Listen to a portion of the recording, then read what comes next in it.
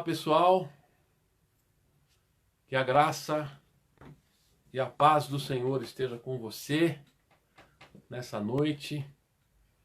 Nós temos a oportunidade de estarmos juntos mais uma vez. É um grande privilégio poder estar com vocês. E nós estamos aqui já apostos para o nossa aula de teologia. Já é o 4º módulo, né? E hoje é a lição número 7.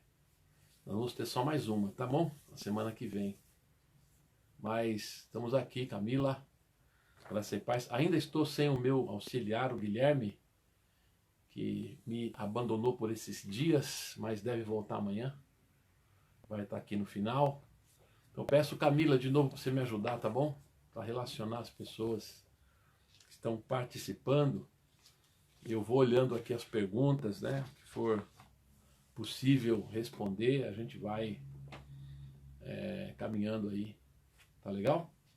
Então, muito bem-vindos. Cláudia, do Daniel, também já entrou com a gente. Daniel também. A Dirce já está aí. Boa noite. Que a graça e a paz do Senhor esteja com vocês. A Adri já está com a gente. A Alzenira. Que bom, né? Hoje pela manhã nós ficamos muito felizes, né? Tinha 45 pessoas na devocional com a gente de manhã. Newton! Graça e paz, Newton. Que bom poder compartilhar, né? Com bastante gente.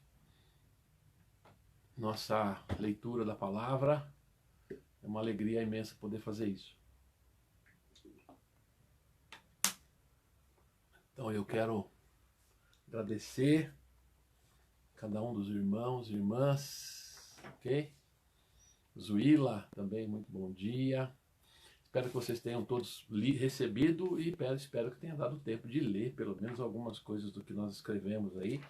É um resumo, né? Dá para perceber que é bem um resumo, não dá para fazer outra coisa. De 4 folhas, né, nós temos aqui sobre o Apocalipse de João. Seria muito interessante até um dia a gente pegar uma empreitada aí de fazer uma espécie de versículo por versículo, mas aí tem que ter fôlego, né? Aí vai longe. Eu tive o privilégio de fazer isso com alguns livros da Bíblia, com alguns professores meus, né? Passado, não agora. Já faz tempo já. Mas eu quero hoje fazer um panorama do Apocalipse de João, o último livro da Bíblia, que é importantíssimo. Sônia Regina, Sônia, graça e paz, Sônia, tudo bem por aí? Espero que o seu pessoal esteja bem, todo mundo esteja bem, né? Nós hoje tivemos o sepultamento do irmão Juvenal, que... Desculpa. Lourival, estou com o nome de outra pessoa na cabeça, né? Outra pessoa. Lourival, irmão Lourival, que foi membro fundador da nossa igreja. Ele faleceu lá em Guaratinguetá, né? Eu até tentei dar uma escapadinha para falar, pelo menos está lá, é um membro fundador da igreja, né? Mas não foi possível ir para lá, né? Fernando, graça e paz, Fernando Zed, tudo bem? Tudo jóia? Então, e também porque recebemos a informação de que o velório não seria na mesma cidade de Guaratinguetá, seria numa cidade vizinha, Cunha, e também não sabíamos se íamos chegar lá e poder entrar, porque esse negócio todo que está acontecendo aí, né, tem coisas assim, às vezes você chega lá não deixam entrar, dependendo do velório, dependendo do tipo de cemitério, você não consegue nem entrar. Então ia fazer um bate-volta daqui a Guaratinguetá, e eu estou com a minha mãe aí também no hospital, estivemos lá pela manhã. Minha mãe continua da mesma forma, ela não tem evolução e a razão é uma só, a idade, né? É essa a razão. Ângela, graça e paz. Hoje ela não está, ontem ela ainda respondia um pouquinho quando a gente falava, hoje ela não está reagindo nada. Ela está bem, não está com dor, não está entubada, não está na UTI, mas ela está numa condição de está sedada, né? Para não ter dor nenhuma. E está na mão de Deus, né? Tá bom? A vida dela está na mão do Senhor. Eu tenho agradecido muito a Deus pela vida da minha mãe. Ela já é bem idosa, 86 anos. Então, aí o que nós queremos para ela é conforto, é que ela esteja bem, que ela não sofra, né? E se Deus tem um plano para ela ainda nessa vida, que Deus é poderoso para fazê-la voltar, né? Mas está nas mãos do Senhor. Graça e paz, Vera. E muito obrigado aí pelas orações dos irmãos que têm nos sustentado, viu? Porque esses dias aí, com todas essas mudanças, tudo isso que aconteceu, a minha vida, esse ano foi muito diferente de qualquer coisa que eu poderia ter imaginado ano passado, né? Então mudou muita coisa, mudei de casa, meus pais vieram morar comigo, aconteceu a pandemia, um monte de coisa, minha mãe foi internada, enfim, tá aí realmente uma série de coisas, né? Arlete, graça e paz, Arlete, seja muito bem-vinda, Deus te abençoe, tá bom? Então esse semestre aqui do ano está terminando amanhã, não, já terminou, né? O semestre já terminou, julho já é mês 7. Já está terminando o primeiro mês do segundo semestre. Na verdade, é isso que está acontecendo. Já foi o primeiro mês do segundo semestre, que é o mês de férias, julho seria, né? Tradicionalmente mês de férias, agora com toda essa pandemia as coisas mudaram um pouco aí. Ficou meio esquisito, né, esse mês de férias. Lídia, graça e paz do Senhor, né? Muito bem-vindos aí, todos os irmãos e irmãs. Vamos ter um momento de oração? São 20 horas e 3 minutos. Vamos orar? Convido você a orar comigo, agradecendo a Deus por mais um dia que Ele nos deu, né? Vamos orar? Senhor, nosso Deus e Pai, seja o Teu nome bendito por mais um dia que o Senhor nos deu de vida. Obrigado pela oportunidade de estar com os irmãos e irmãs conversando sobre a Tua palavra, sobre a Bíblia, sobre o que os apóstolos, os primeiros seguidores de Jesus, experimentaram na sua vida, o que eles viveram, o que eles viram, o que eles creram, o que eles pregaram. É isso que nós queremos também compartilhar. Pedimos a Tua direção para nós, de tal forma que, ao ler esses textos tão antigos, possamos encontrar neles a Tua palavra para nós hoje, no nosso coração. Nós queremos falar da consumação, do fim, mas não por curiosidade, mas falar disso com alegria para fortalecer, para melhorar a nossa vida agora, para que possamos ser pessoas melhores, crentes melhores, mais dedicados, mais prontos a servir o Senhor. Ó Deus, nos abençoe nesse estudo da Tua palavra. Em nome de Jesus. Amém. E amém. Bom, gente, Alex, muito boa noite, Alex, tudo na paz? Bom, como eu já tinha dito, né, estudar escatologia sem estudar o Apocalipse é a mesma coisa que o homem não vê o Papa. Não faz sentido, né? Porque o Apocalipse de João é o livro por excelência da questão da escatologia, das últimas coisas, né? Aliás, na primeira aula eu falei para vocês que as duas palavras, né, escatologia e apocalíptica, são quase sinônimas.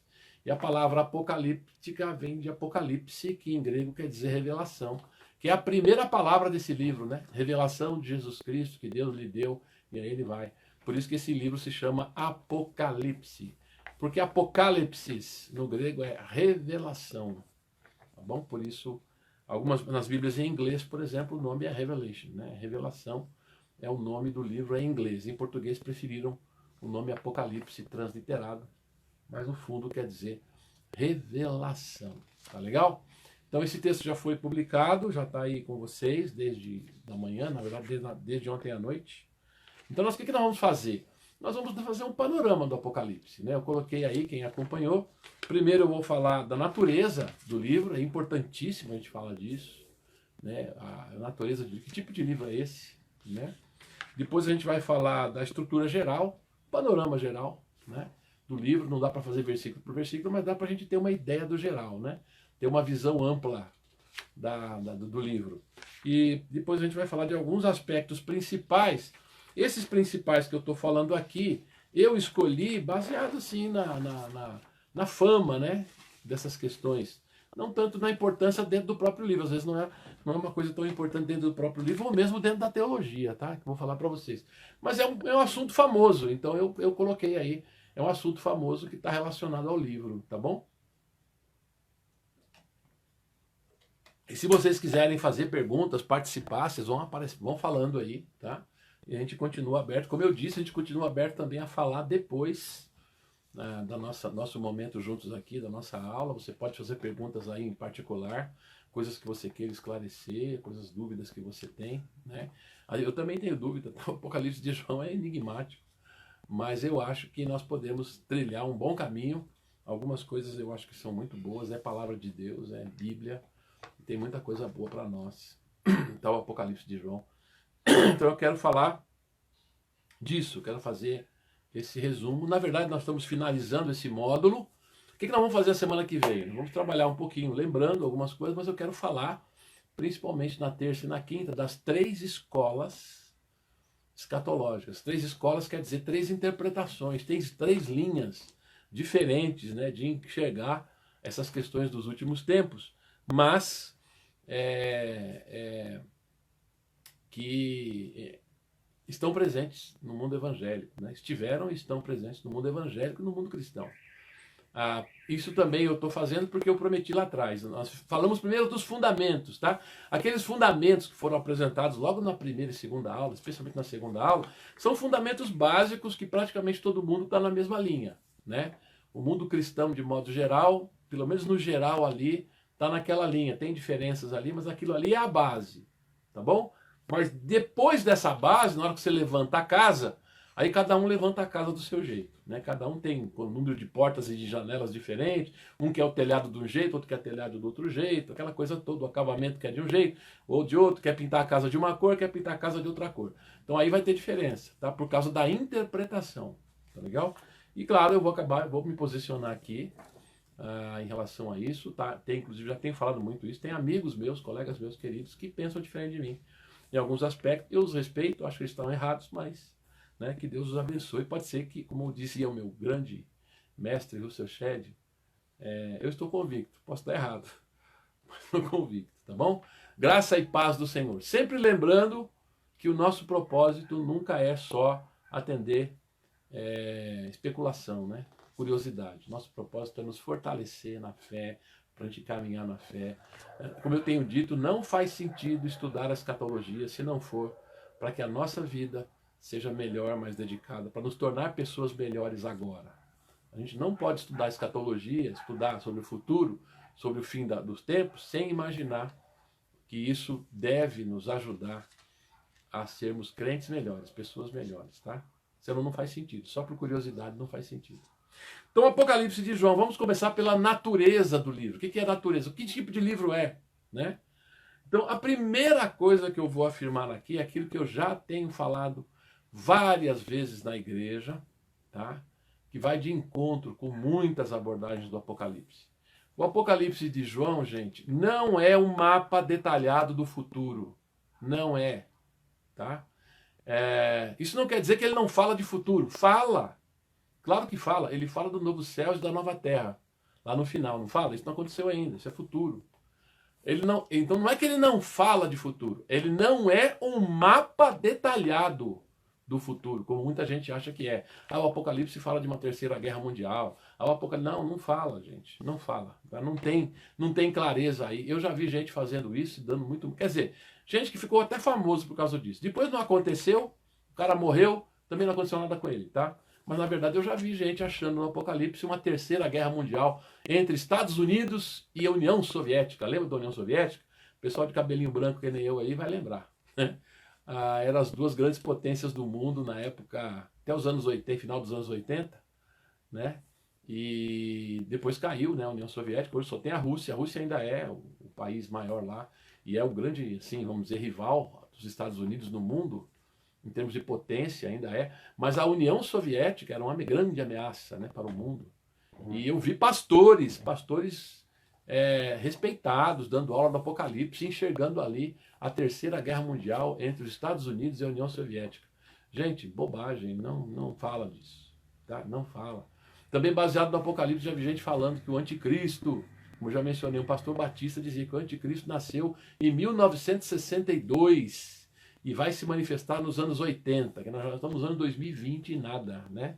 Então, o Apocalipse não é um mapa do futuro. O que é o Apocalipse? É um livro escrito para encorajar, principalmente para encorajar, consolar, abençoar, principalmente pessoas que vivem em situações extremas, para encorajar, para abençoar pessoas que vivem, enfrentam lutas na vida, qualquer luta, perseguição, as lutas gerais da vida, mas principalmente aqueles que enfrentam situações extremas de perseguição, de luta e tudo mais. É isso que ele fala, tá? Por exemplo, a gente pode ver que ele tem cartas às 7 igrejas. O Apocalipse também é uma carta, né? Ele é uma profecia, mas é uma carta também. É uma carta escrita para 7 igrejas. Ele, inclusive, menciona cada igreja nos capítulos 2 e 3, fala das qualidades e fala também dos defeitos dessas igrejas. 2 igrejas não têm defeitos, né? A Esmirna e Filadélfia só tem qualidades e tal, mas as outras também ele fala das coisas, dos pontos negativos, pontos positivos. Então é uma mensagem para aquelas igrejas, daquelas cidades. As sete cidades da Ásia, elas são cidades que existiam na época, né? Então não faz sentido imaginar que aquilo era algo só simbólico e tal. Não, aquilo era para aquelas igrejas mesmo. Uma mensagem para aquelas igrejas lá, tá? Então é a partir do presente que ele fala do futuro. É a partir da realidade vivida pelos crentes do seu tempo é que o João fala, tá? Lá do tempo de Jesus, um pouco depois de Jesus ali, é aquele tempo ali que o Apocalipse de João se refere, daquelas 7 igrejas na Ásia, algumas delas visitadas pelo apóstolo Paulo, tá? E então ele serve de encorajamento e consolo para nós também. Na verdade é para aqueles crentes e para nós, como toda a Bíblia. As cartas de Paulo foram escritas para, por exemplo, 1ª e 2ª Tessalonicenses, que nós já estudamos, foram escritas para os Tessalonicenses no primeiro momento, mas serve para nós como palavra de Deus, da mesma forma o Apocalipse de João. Ele foi escrito para aquele povo, para aquelas igrejas, mas ele é a palavra de Deus para todos os tempos e serve, de fato, para o nosso consolo, para o nosso encorajamento. Essa é a motivação principal, né? O Apocalipse de João começa, né? João, ele fala que ele é nosso irmão na perseverança, na fé, no testemunho do Evangelho, logo no começo do Apocalipse de João, tá legal? Então isso é muito importante. Outra coisa importante a dizer na natureza do livro é que ele fala principalmente da vitória final de Jesus Cristo, né? Depois da sua morte e ressurreição. A morte e a ressurreição de Jesus inaugurou o fim, como nós temos falado, mas não consumou. O Apocalipse de João fala de uma vitória final, né? A vitória completa sobre a morte, sobre tudo. O grande personagem do Apocalipse de João é Jesus. Aliás, o livro começa assim, ó, revelação de Jesus Cristo, né? É uma revelação que pertence a Jesus Cristo, mas é também uma revelação que revela Jesus Cristo. Jesus é o grande personagem do livro. Você pode ler o livro, você vai perceber como o tempo todo Jesus é apresentado. Lá ele é o Cordeiro de Deus, né? Ele é o Cordeiro que foi morto, mas agora vive. Então o Apocalipse de João apresenta... Aliás, o Apocalipse de João tem vários cânticos de adoração a Deus e a Cristo. Deus está no trono, Cristo está no trono e eles são adorados. Isso é importante, tá? Então ele é adorado no livro.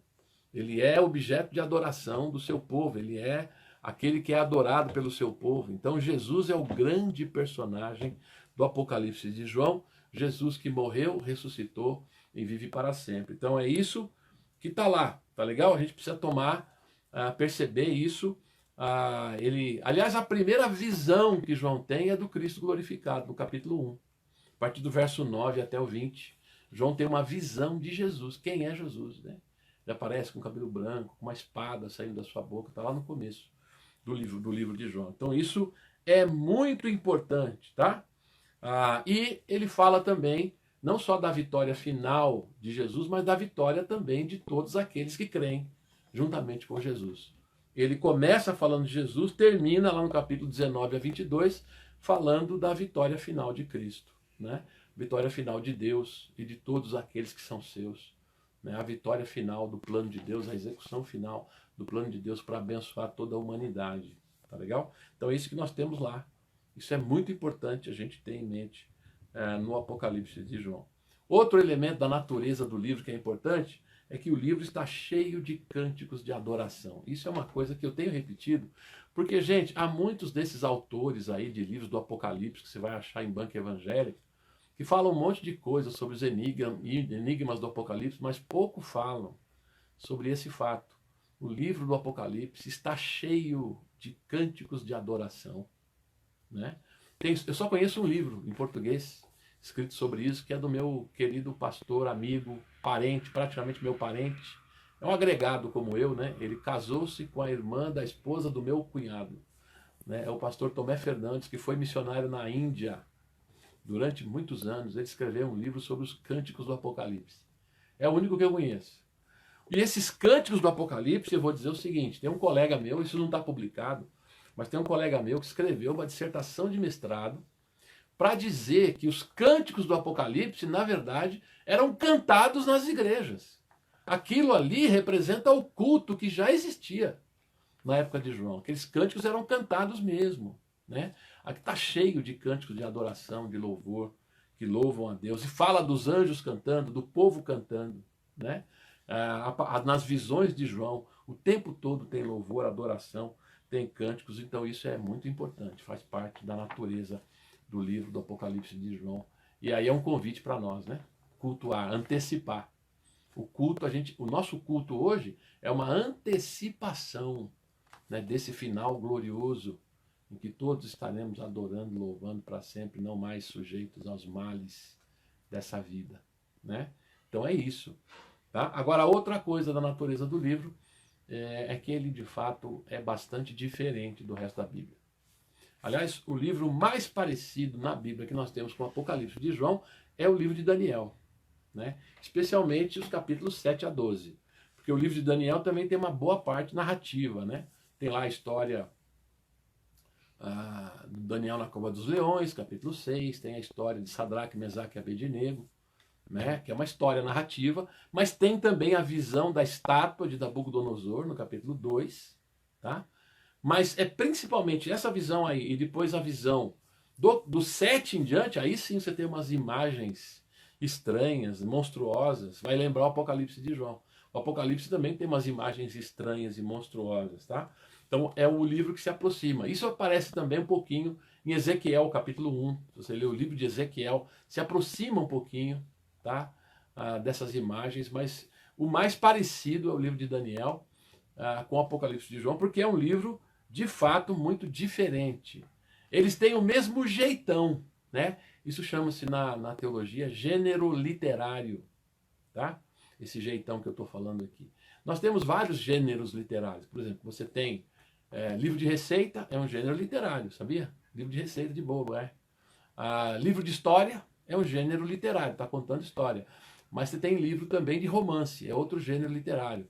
Você tem livro de poesia, é um outro gênero literário. Não são iguais, né? São tipos de literatura diferentes. E na antiguidade havia um tipo de literatura que chamava-se literatura apocalíptica, que nós não temos hoje muito, mas na antiguidade era muito comum. E a marca dessa literatura era justamente essa linguagem simbólica cheia de imagens e símbolos estranhos para nós, que chocam mesmo.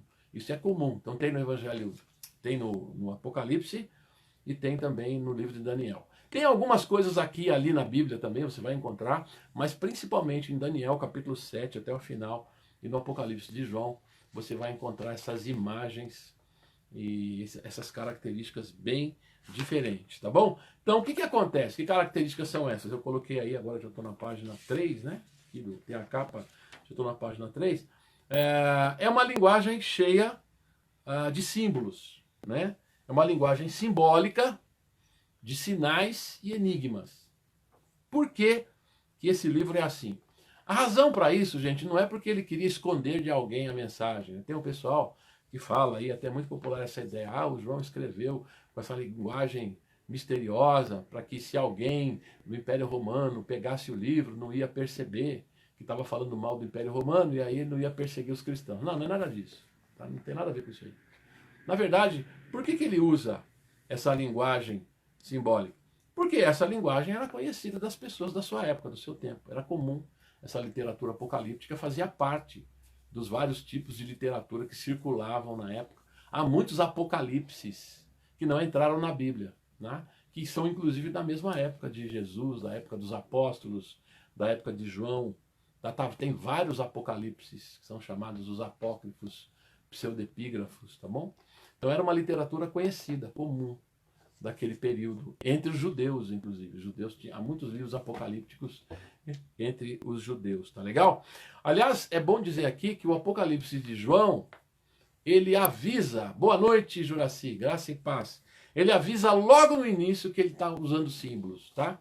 Olha aqui, capítulo 1, versículo 1, na minha Bíblia fala assim, ó, revelação de Jesus Cristo, a qual Deus lhe deu para mostrar aos seus servos as coisas que em breve devem acontecer e que ele, enviando ao seu servo João, deu a conhecer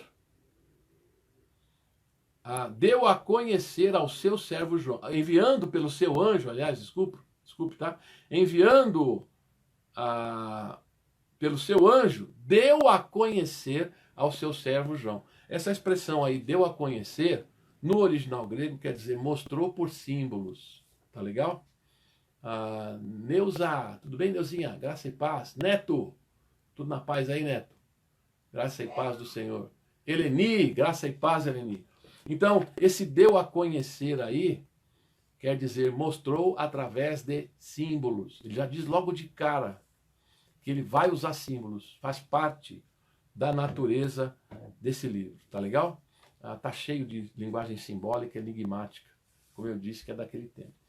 Porém, aí é o seguinte, esses símbolos ou esses sinais, às vezes o próprio livro explica, identifica quais são os símbolos.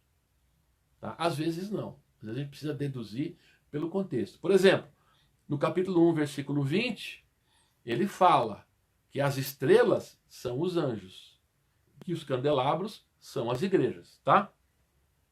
Ele definiu lá a sua linguagem simbólica. De fato, a ideia... Ok, Leonero, Deus te abençoe, viu? Você vai ter que assistir depois no YouTube, né? Não tem problema, Deus te abençoe, graça e paz. Então, de fato, no livro de Daniel, estrelas, há momentos que as estrelas lá são anjos, tá? É uma linguagem simbólica, ok? Por exemplo, no capítulo 12, versículo 9, ele fala que o dragão do Apocalipse é o diabo, Satanás, a antiga serpente. Ele identifica o dragão dizendo que ele é o diabo, tá? Mas muitas vezes os símbolos precisam ser, de fato, deduzidos do contexto. Você precisa olhar o contexto, especialmente o uso de números. Eu não coloquei aqui, tá? Acabei não destacando, mas o Apocalipse de João tem uma linguagem de números. E os números frequentemente são simbólicos, tá bom? Os números, eles tinham sempre equivalência. Aliás, eles usavam, não havia esse número arábico que nós usamos, né? 1, 2, 3, não tinha. As próprias letras do alfabeto eram usadas como números. Então, os números também têm uma indicação simbólica. Você vai ver, por exemplo, o número 4, 4 cantos da Terra, da ideia de algo global ou mundial, né? O número 7, vou falar para vocês. O 7 é interessante porque o número 7 em hebraico, e aqui a gente tem que lembrar que os autores do Novo Testamento, de modo geral, eram judeus. O número 7 em hebraico soa parecido com a palavra que quer dizer algo completo, acabado. Então o número 7 é o número da perfeição, é o número da plenitude, é o número do cumprimento, tá? Isso é muito interessante. Então há alguns números que são simbólicos. Por exemplo, o número 12 vai lembrar 12 tribos de Israel, vai lembrar 12 apóstolos. E os múltiplos de 12, a gente vai falar dos 144 mil. É 12 vezes 12 multiplicado por 1000, né? A impressão que dá aí é o número de todos os que são escolhidos por Deus, todo o povo de Deus. A gente vai falar depois disso, tá bom? Então o livro é cheio de símbolos, alguns deles nós vamos falar, outros não vão dar para falar todos aqui. Quando você lê o Apocalipse de João, se você viu algum símbolo e não entendeu, tenta ler um pouquinho o contexto para você, às vezes você pelo contexto consegue perceber. Algumas vezes não, tá? Tem símbolos do Apocalipse que estão aí em discussão entre os estudiosos da Bíblia, e é complicado às vezes, tá? Você ter certeza do que se representa. O número 666, por exemplo, é um deles. É complicado você ter certeza do que significa, tá bom? Então vamos lá. Aliás, o 666 alguém descobriu aí, né, esses dias no Zap, né? É corona. Já viram aí? Receberam essa mensagem aí no Zap, Corona dá 666. Aliás, tem muitos nomes que dá, que juntando, né, as letras e os números equivalentes, acaba dando 666. Moisés, graça e paz. Deus te abençoe, querido, tá bom? Então, acaba virando 666. Agora eu vou falar daqui a pouquinho sobre isso. Outra coisa importantíssima é que o livro do Apocalipse é um livro de visões. Então aqui, ó, é uma natureza do livro que precisa entender bem. O que são visões? São quadros, né? Toda hora aparece a expressão, então eu vi. Depois disso eu vi. Né? Eu vi. São visões. Mas como são visões? São vários quadros colocados um do lado do outro, que não estão colocados necessariamente em ordem cronológica. Não é que um aconteceu exatamente depois do outro. Quando ele fala assim, depois dessas coisas eu olhei e vi, não é ordem cronológica necessariamente. Ele não está dizendo, ó, depois que eu vi acontecer essas coisas, vão acontecer aquelas. Não. Às vezes um quadro complementa o outro. Um quadro é uma visão diferente do mesmo quadro anterior. Tá? Isso está em discussão também entre os estudiosos. Mas o fato é que o Apocalipse de João é uma coleção de quadros visionários, tá? Ele tem várias visões. É como se você pintasse um quadro, colocasse na parede, pintasse outro quadro, colocasse na parede, outro e mais outro e mais outro. Vários quadros. E você vai olhando aqueles vários quadros, cada um deles com um tipo de visão específica, sem necessariamente estar numa ordem de acontecimento. Então, o Apocalipse de João é um livro de visões, tá? E essas visões não estão necessariamente em ordem temporal, cronológica. Graça e paz, Camila. Eu não comentei você, Camila? Graça e paz, viu? Me ajuda aí com o pessoal, tá bom? Sabendo quem veio, quem não veio. Quem tiver pergunta, vai colocando aí, gente. Se quiser me interromper, a qualquer tempo, a gente para e a gente fala. Então eu falei da natureza do livro. Alguns aspectos mais importantes da natureza desse livro. Tá legal? Ele é assim. Então esses aspectos aí que eu mencionei fazem parte da natureza do livro, tá legal? Vários destaques. Então, só lembrando, não é um mapa do futuro, tá? Ele fala da vitória de Cristo, principalmente. É um livro de cânticos de adoração. Ele é um apocalipse, é diferente, junto com o livro de Daniel, ele é diferente dos outros livros, porque ele usa uma linguagem simbólica. Às vezes ele diz o que os símbolos significam, às vezes não. No meio dessa linguagem simbólica há também a linguagem dos números. Tá? Os números também são sugestivos, são simbólicos frequentemente, tá bom? E a gente precisa entender, por exemplo, ele fala de 7 espíritos de Deus. Aí não quer dizer que Deus tem 7 espíritos.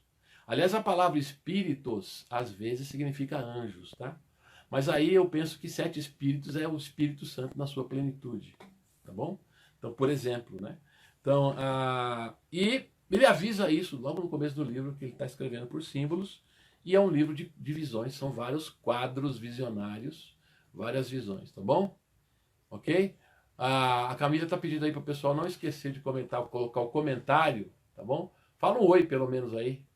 Fala oi, tá bom? Para ela poder colocar que você está aí. Beleza? Presente, isso, Adriane. Estamos aí, tá bom? Que é aula, viu, gente? Isso aqui é aula. Apocalipse de João, 7 cidades da Ásia se tornaram muçulmanos até Paulo, e até Paulo evangelizou. Por quê, pastor? Por que em Apocalipse de João 7, exatamente, isso aconteceu na história, né? Ok? As 7 cidades da Ásia, aliás, toda a Ásia Menor, ali é a Turquia hoje, tá bom? De fato, a Turquia é um país muçulmano. Lá naquela região, que inclusive hoje o pessoal faz viagens lá, por aquela região, tem viagens, né? Hoje está muito caro, né? O preço do dólar como está. Mas há um tempo atrás aí, o pessoal viajava lá e passava por essa trajetória por onde Paulo passou. Tem lá as igrejas, o pessoal vive de turismo lá, tá? Então você vai encontrar os sinais lá, os locais, aquela coisa toda, porque os caras têm que ganhar dinheiro com isso, né? Não é verdade? Então tem isso lá. Eu vi até muçulmano vendendo crucifixo, tá? Então, muçulmano vendendo crucifixo, é isso mesmo. Tá bom? Mas o que é... o Josefa, graça e paz, tudo bem? Silvana, Wanda, já falei. Isabel, graça e paz. Mas não são cristãos, eles são muçulmanos, né? Por que isso aconteceu? Bom, A verdade é o seguinte, gente, a igreja passou por vários lugares, já existiu em lugares que não existem mais, mas renasceu em outros lugares, né? Deus tem os seus planos. Eu conheci na Inglaterra, quando eu lá estive, uma jovem senhora muçulmana, que foi muçulmana, criada na Turquia, que nasceu naqueles lugares próximos às 7 igrejas. Nós conversamos um pouquinho lá. E ela contou que ela conheceu o marido dela, que era cristão, e foi através do marido dela, Marli, graça e paz, Marli, tudo bem? Amém, Marli, não faltou nem um dia, graça e paz, que bom ter você aí, viu? Graça e paz. Então, essa médica conversou comigo lá, aliás, o marido dela, que era médico, ela conversou comigo, dizendo que ela não conhecia nada, ela não sabia nada, ela morou ali, nasceu ali, cresceu ali, não sabia nada a respeito de Jesus, do Evangelho, de Paulo, nada. Ela ficou sabendo depois que o marido evangelizou, né? E ela conta que lá realmente, grande maioria é de muçulmanos. Mas oramos por eles, né? Há missionários nesses lugares tentando trabalhar ali. Há várias realidades naquela região toda ali, tá bom? Mas é verdade, viu? Aquele local é hoje um reduto muçulmano. Não existem igrejas mais lá. Quer dizer, a igreja passou por lugares que ela não existe mais, mas ela floresceu em vários outros lugares do mundo, né? E também está voltando em alguns lugares onde ela deixou de existir, tá? Está voltando. Há missionários que estão em locais, desses locais aí, origem, que estão recomeçando também. Então oremos por eles ali, né? Que Deus possa abençoar. Bom, vamos lá. A estrutura geral do Apocalipse agora. O que é a estrutura geral? É quando você tem um panorama geral, né? A estrutura geral é mais ou menos assim. Você chega numa cidade, uma coisa é você... Derrubei água aqui. Uma coisa é você conhecer uma rua aqui, uma rua lá, uma rua lá. Outra coisa é você pegar pegar um helicóptero, né? E ter uma visão de cima, você olha a cidade, aí você vê a cidade toda e você percebe. Por exemplo, Brasília. Se você andar por Brasília, você não vai perceber. Mas quem vem de avião percebe que Brasília tem um formato de avião mesmo. É interessante. Você olha a cidade de longe, ela parece um avião, porque ela tem 2 asas assim e o miolo parece um avião. Então essa visão panorâmica. Por que ela é importante? Ela é importante porque quando você entra no detalhe, você consegue perceber que aquele detalhe, em que local ele está no todo. Isso ajuda você a compreender melhor, ter uma visão melhor das coisas. Então é isso que vamos fazer, tá? Um panorama aqui do Apocalipse de João, e vou falar também de algumas coisas aí que são das mais importantes do livro. A gente vai falar disso. Então, vamos fazer um panorama geral. Primeiro, a estrutura geral aí, né, do Apocalipse de João, não é muito difícil da gente perceber, né? Quem lê, né? Espero que você leia, tenha lido o Apocalipse de João. O pessoal não gosta muito de ler, não. O pessoal lê muitos salmos, né? Mas o Apocalipse é um livro estranho, né? O pessoal, pelo menos que fala para mim, fala, pastor, é muito complicado, não entendo nada, então eu não leio, né? Mas se você dá uma olhada com calma, quem tiver aí um pouquinho de atenção e ler, você vai perceber que a estrutura geral desse livro não é difícil de perceber, tá? Ele tem uma introdução no primeiro capítulo, que João se apresenta, ele fala que está escrevendo as 7 igrejas, ele fala que ele está preso na ilha de Patmos. A ilha de Patmos fica no lado sudoeste da Ásia, é uma ilha no mar Mediterrâneo, no lado sudoeste embaixo, uma ilha pequenininha lá. João estava preso ali por causa da pregação do Evangelho, tá legal?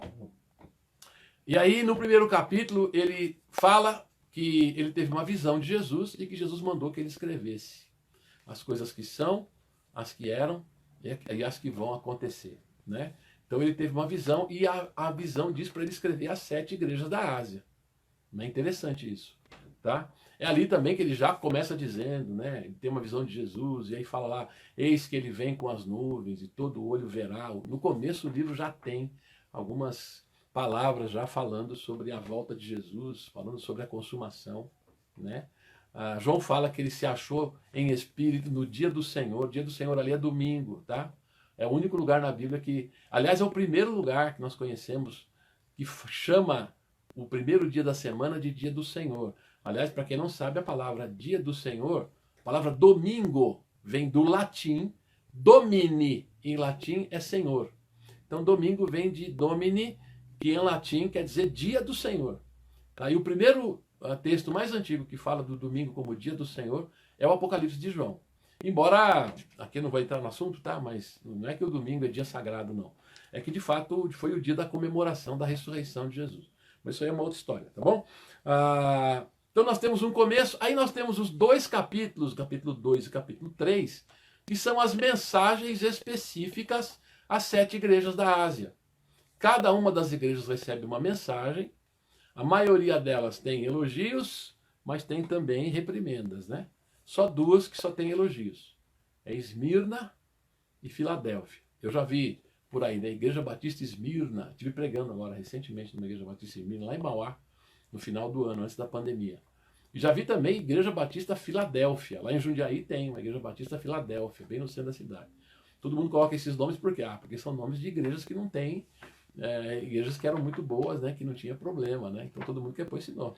Mas as 7 igrejas lá, as outras 5, todas elas tinham qualidades e defeitos. Então isso está no capítulo 2 e capítulo 3, tá bom? Do Apocalipse de João. Aí, a partir do capítulo 4, começam as visões de João. No capítulo 4 e 5, tem duas visões importantes. Uma é do trono de Deus, no capítulo 4. No capítulo 4, João é arrebatado, ele vai para o céu. Ele não fala mais das igrejas, tá? Eu não coloquei aí. Mas não aparece mais nenhuma referência às 7 igrejas. Ele é arrebatado para o céu e aí ele começa a ter visões gerais, né? Ele vê primeiro o trono de Deus de uma forma simbólica, ele descrito o trono, ele descreve de uma maneira simbólica.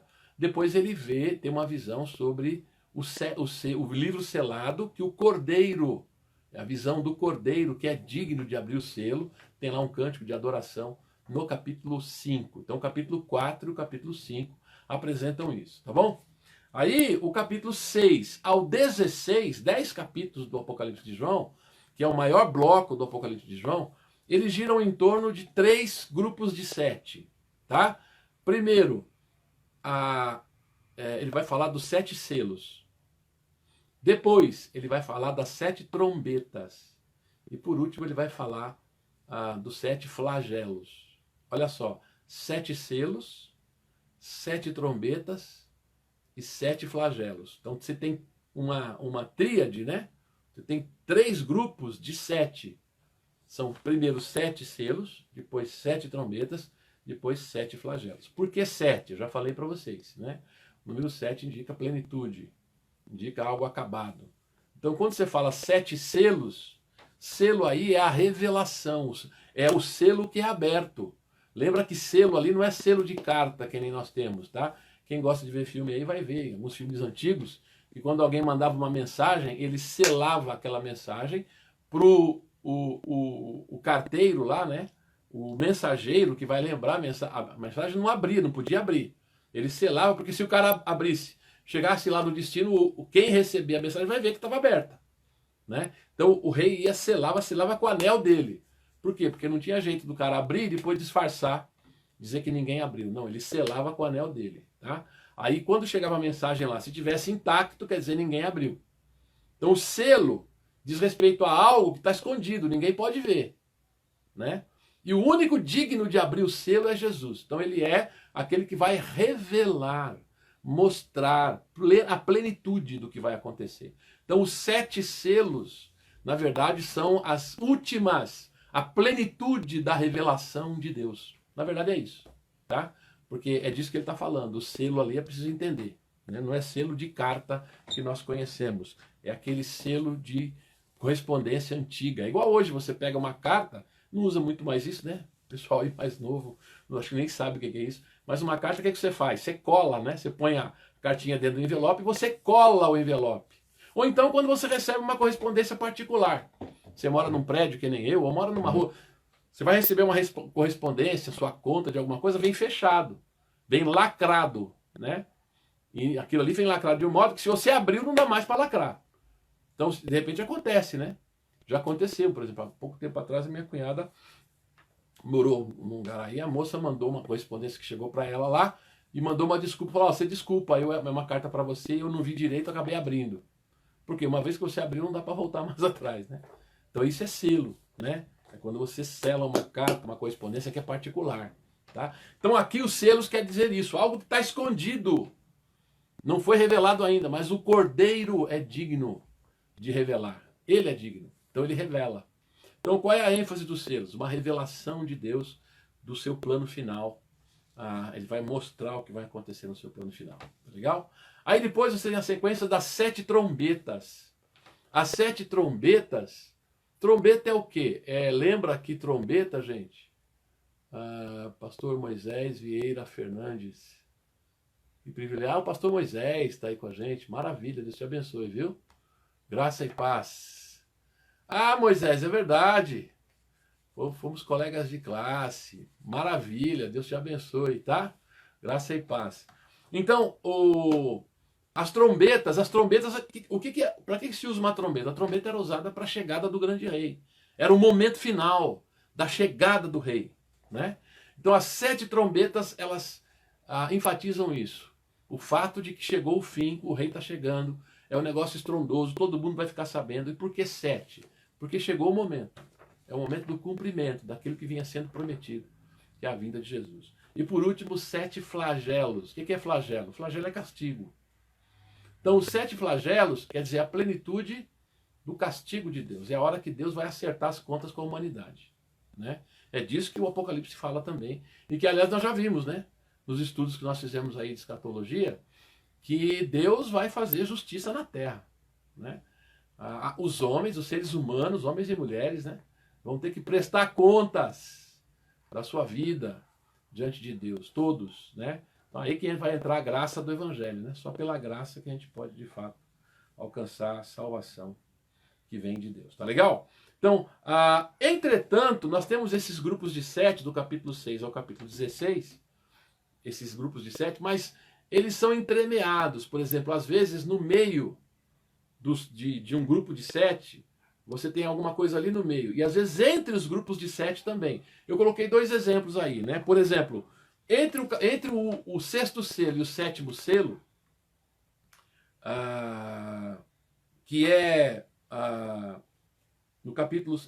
entre o 6º selo e o 7º selo, você tem aquele cântico dos 144 mil, no capítulo 7, e depois você tem a grande multidão. 144 mil estão na terra, tá? Eu não vou entrar em detalhes, ali inclusive descreve, né, como tribos de Israel, mas eles são 144 mil, um número sugestivo, né? Porque 144 mil é múltiplo de 12, né? Mas fala ali daquela visão dos 144 mil que são separados da terra, tá bom?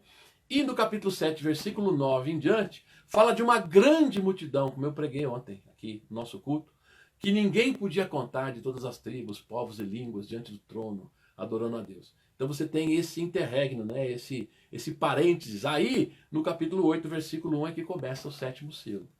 Então, às vezes, na descrição desses 7, no meio tem alguma coisa. Ou entre eles também. Por exemplo, eu coloquei aqui para vocês que entre a 7ª trombeta, que está lá no capítulo 11, né? Versículos 15 a 19. E o começo dos flagelos, do capítulo 15, você tem várias coisas ali no meio. Entre elas está, por exemplo, a mulher e o dragão. Os jovens pediram para fazer o estudo, uma live uns sábados atrás aí à noite, sobre esse assunto. Eles que pediram, hein? Foi eu que sugeri, não. Tá bom? Então, Camila, alguns aspectos... tá. A Camila está colocando o texto aqui. Tem lá a mulher e o dragão, que tem uns temas polêmicos aí. Eu falei com os jovens podem inclusive dar aula sobre isso aí, porque foi muito legal o nosso bate-papo lá. Tá? E tem também, por exemplo, no capítulo 13, sobre as 2 bestas lá, né? A besta que sobe do mar, a besta que sobe da terra, o famoso número 666, lá em 13:18. Tá? Então isso está, na verdade, entre a 7ª trombeta e o começo dos flagelos. Tá bom?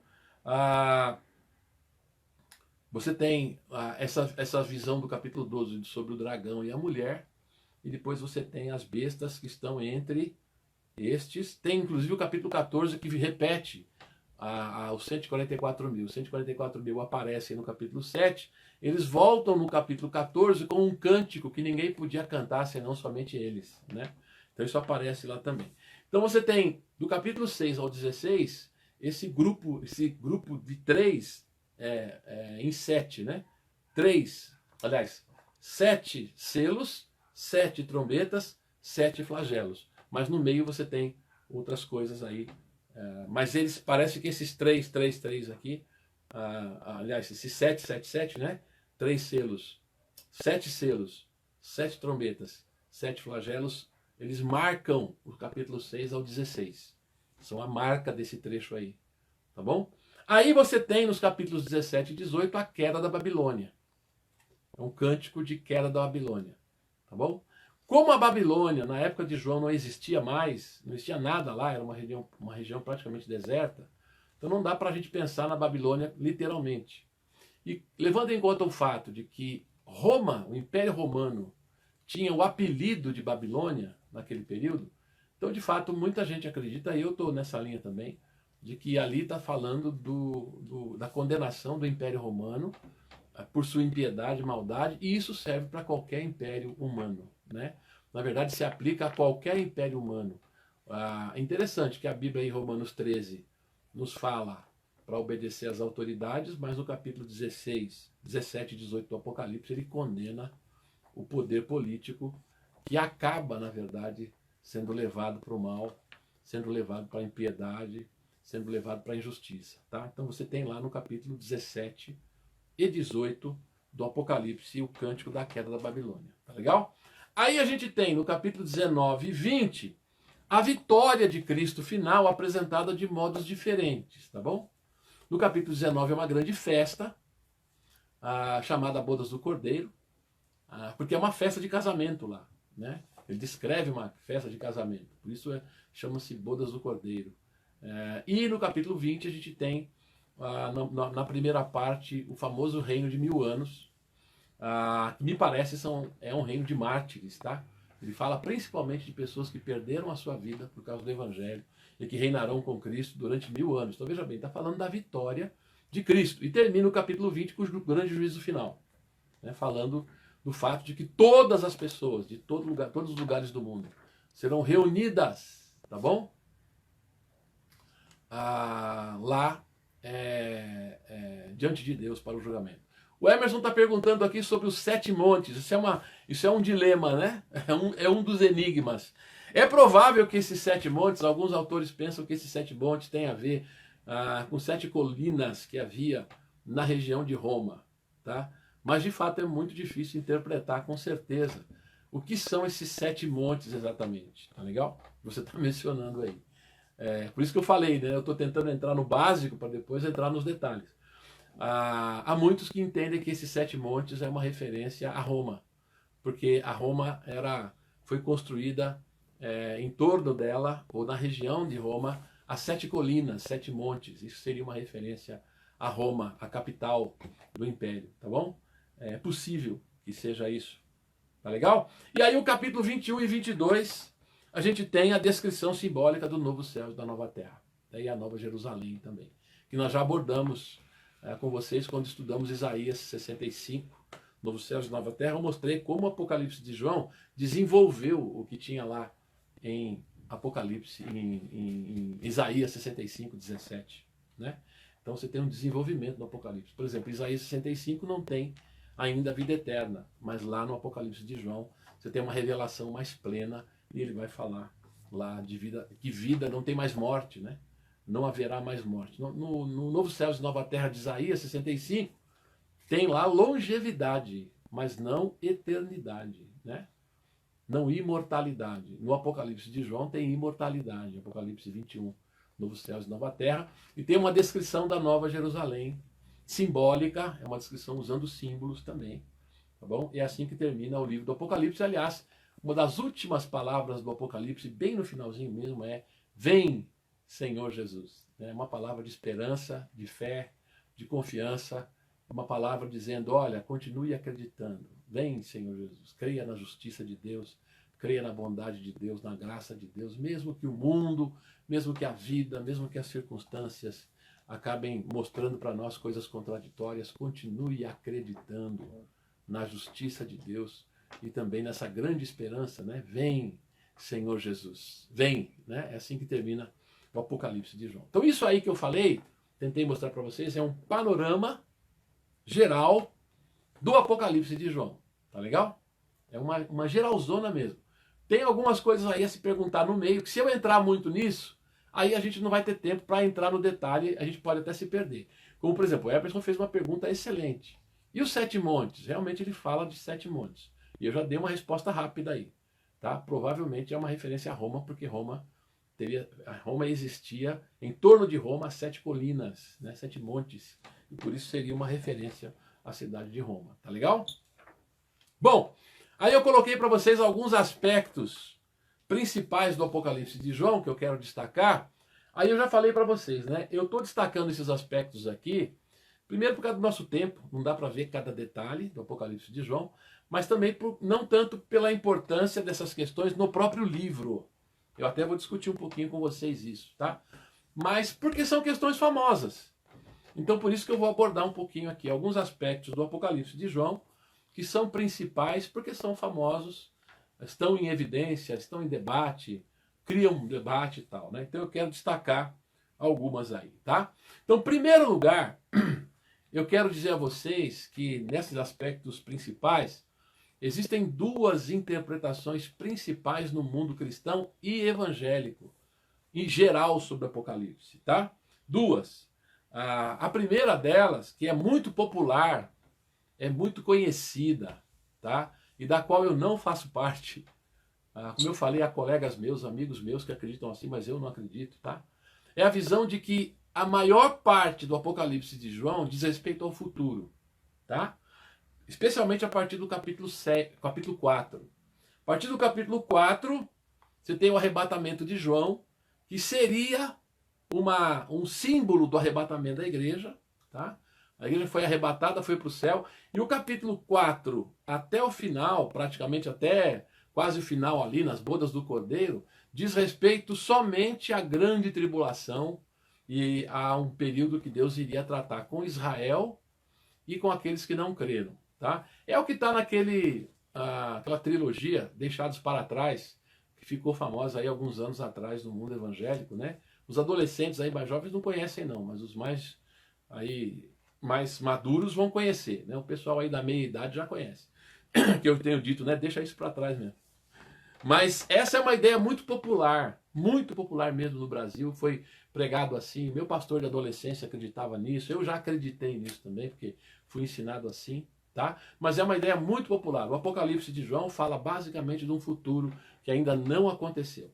Eu acho engraçado, por exemplo, João escrever para 7 igrejas da Ásia, e a maior parte do que ele escreveu ter pouco a ver com a vida deles. Para mim não faz sentido. Isso não faz sentido. Então, mas essa é uma ideia muito popular, tá?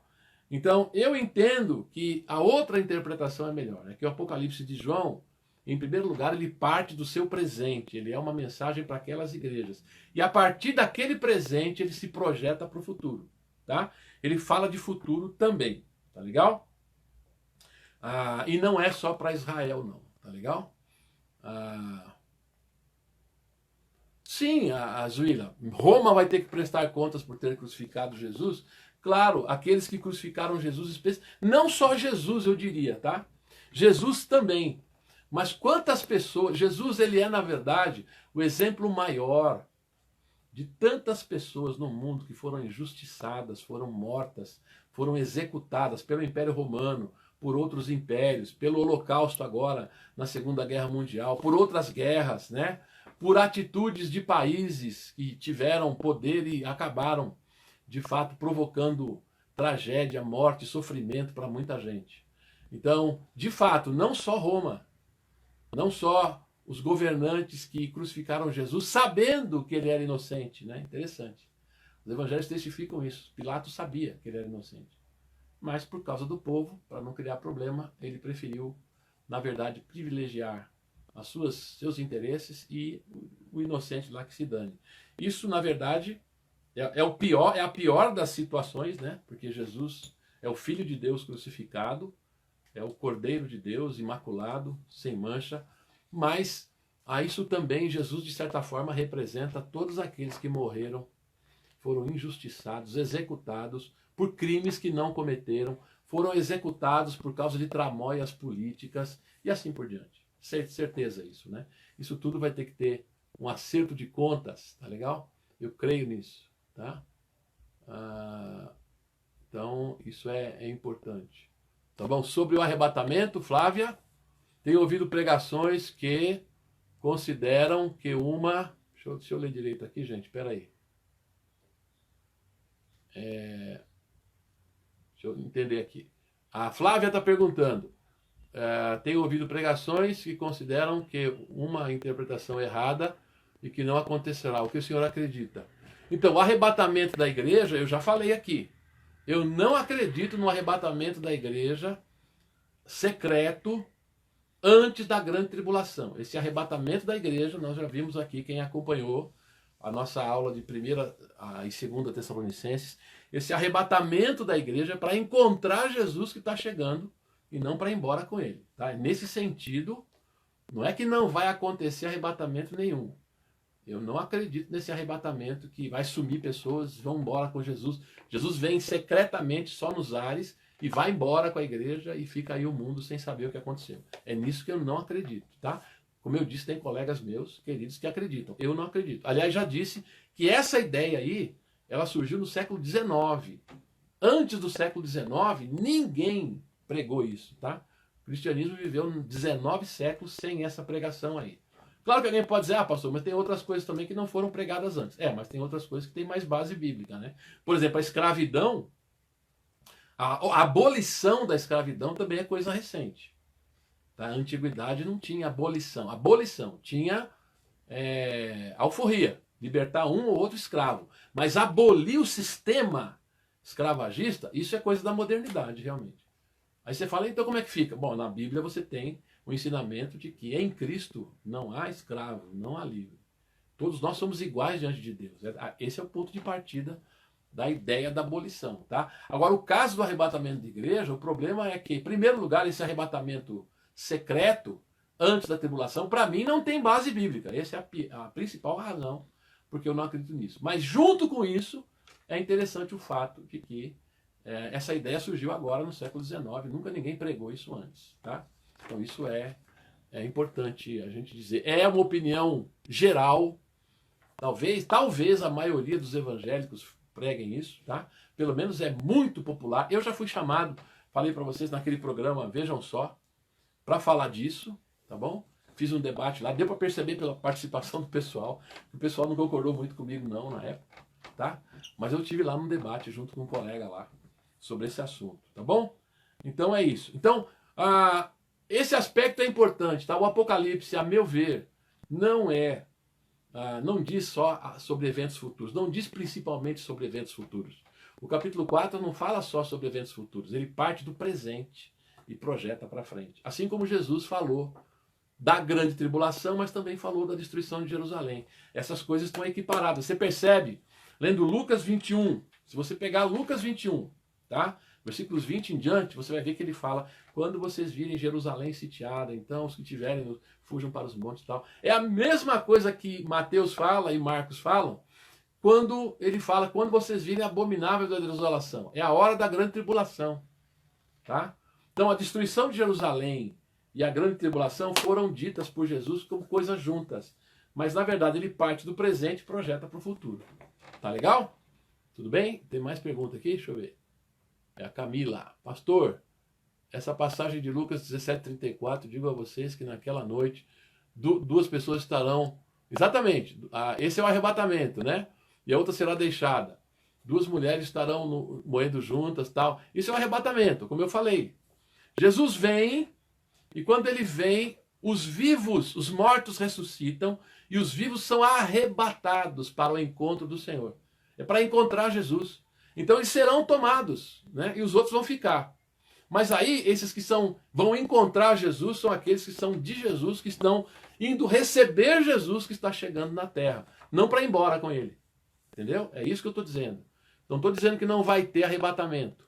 Eu estou dizendo que não tem aquela situação do arrebatamento que leva o povo embora. E o resto fica aqui. Essa ideia aí, que é uma montagem, tá, em cima desses textos. O texto não está dizendo que Jesus vai embora. Tá bom?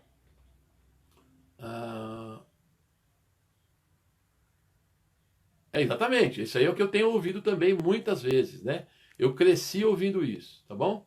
Então eu só quero dizer para vocês que eu não acredito mais nisso, estou bem convicto sobre isso.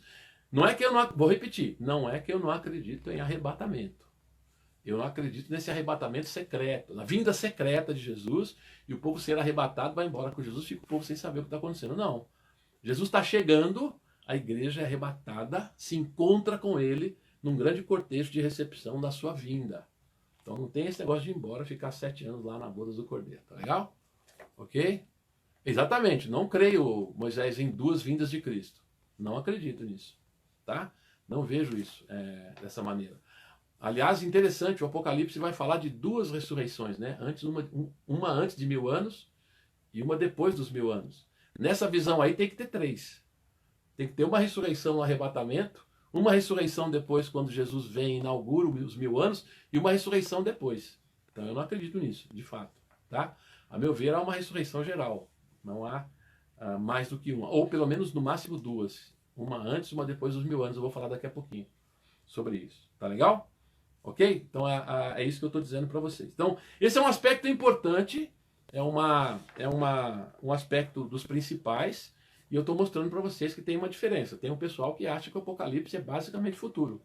E tem um pessoal que entende que não. O Apocalipse está falando do presente daquelas igrejas. Ele tem mensagem para nós, como toda a Bíblia tem. Mas ele parte da realidade daquelas igrejas, daquele momento. E projeta o futuro também. Mas ele junta as 2 coisas. Assim como Jesus juntou a destruição de Jerusalém com os eventos finais, com a consumação, que nós já estudamos aqui. Tá legal? Tá bom? Estou tentando aqui. Espero que eu tenha sido claro, pelo menos a minha posição. Tá legal? Então isso é comum no Apocalipse de João. Outra coisa que eu quero destacar aqui para vocês que deixa eu ver aqui, dos aspectos principais aí, né? Já falei para vocês do sentido dos 7 selos, das 7 trombetas, dos 7 flagelos. Eu acho que o sentido geral disso é bem perceptível, né? 7 selos quer dizer, chegou o momento da revelação completa, da plenitude da revelação. 7 trombetas anuncia a volta iminente de Jesus, está na hora, Jesus está às portas, né? E 7 flagelos é o momento em que Deus vai pedir contas da humanidade. Aliás, esses 7 flagelos aí, é impressionante você ler lá, você vai perceber que é o juízo de Deus e que esses flagelos dão um destaque ao fato de que mesmo que as pessoas ímpias, mesmo sofrendo, elas ainda assim blasfemam, elas não mudam o comportamento. Isso está lá na descrição dos flagelos. Mesmo diante do sofrimento, mesmo diante da ira de Deus, essas pessoas, ao invés de se arrepender, elas blasfemam. Então, o sofrimento não faz necessariamente as pessoas se arrependerem. Tá bom? Ok? Eu já olhei a pergunta dele, não foi? Ok? O Moisés disse, você está dizendo que não haverá 2 vindas de Cristo? Exatamente. Eu já respondi, não haverá. Para mim não haverá. Tá? Ok? Entendeu? É isso mesmo? Ou ele perguntou alguma outra coisa que eu não peguei aqui? Foi isso, né? Então eu disse, não haverá. A meu ver, não. Ok? É uma vinda de Jesus só. Ok? Vamos lá. Outra coisa também, um outro aspecto interessante é que Apocalipse 3,10 é um versículo chave, por quê? Porque Apocalipse 3,10 diz assim, porque guardaste a minha palavra, eu te guardarei da hora da tribulação que há de vir sobre toda a terra. Então, há muitos aí, leitores da Bíblia, que entendem que isso aí é uma promessa de tirar a igreja da grande tribulação. Porque ele fala isso, né? Porque guardaste a palavra da minha perseverança, eu também te guardarei da hora da aprovação que há de vir, né, sobre todo mundo, sobre toda a terra. Bom, o que eu quero dizer é o seguinte, o guardar não é a mesma coisa que tirar, tá? A promessa, na verdade, aí eu te guardarei em meio à hora da aprovação até você sair dela. Se você, essa tradução da João Ferreira de Almeida diz guardar dá, né? Mas se você pegar, por exemplo, a nova tradução na linguagem de hoje, lá diz, eu guardarei você na hora da tribulação, ou durante a hora da tribulação, até você sair dela. É isso que eu tenho dito a vocês. Quem fez comigo lá Mateus 24, viu que eu disse o seguinte, que a promessa de Deus é abreviar aqueles dias para que os escolhidos não acabassem sucumbindo, né?